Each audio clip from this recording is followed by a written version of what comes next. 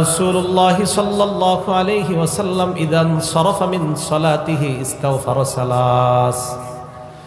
নবীজি যখন নামাজের সালাম ফিরাইতেন, সালাম ফিরানোর পর নবীজি তিনবার ইস্তেগফার পাঠ করতেন।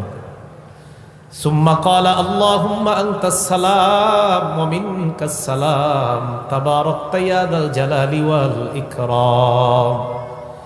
এরপর নবীজি বলতেন আল্লাহুম্মা আনতাস সালাম, হে আল্লাহ আপনি শান্তি, ওয়া মিনকাস সালাম আপনার পক্ষ থেকেই শান্তি, তাবারাকতা ইয়া যাল জালালি ওয়াল ইকরাম হে মহামহিম মহা অনুভব মহানুভের অধিকারী আল্লাহ আপনি বরকতময়। এই দোয়াটা আমাদের নবীজি ফরজ নামাজের সালাম ফিরানোর পরে করতেন। ওয়ালিদ রহমতুল্লাহ আলাই, যিনি ইমাম আউজাই থেকে হাদিসের বর্ণনাকারী, উনি বলেন আমি ইমাম আউজাইকে প্রশ্ন করলাম কাইফাল ইস্তিগফার, সালাম ফিরানোর পর যে ইস্তিগফার পড়ব এটা কিভাবে পড়ব?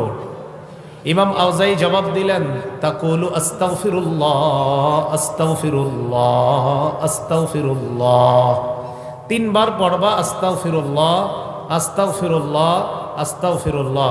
এই যে নামাজ পড়লাম আমরা, কিছু ভুল ভ্রান্তি তো হয়েই যায় আমাদের, এই ইস্তেগফার পড়ার কারণে আশা করা যায় এই ভুল ভ্রান্তিগুলো আল্লাহ মাফ করে দিবেন। তাহলে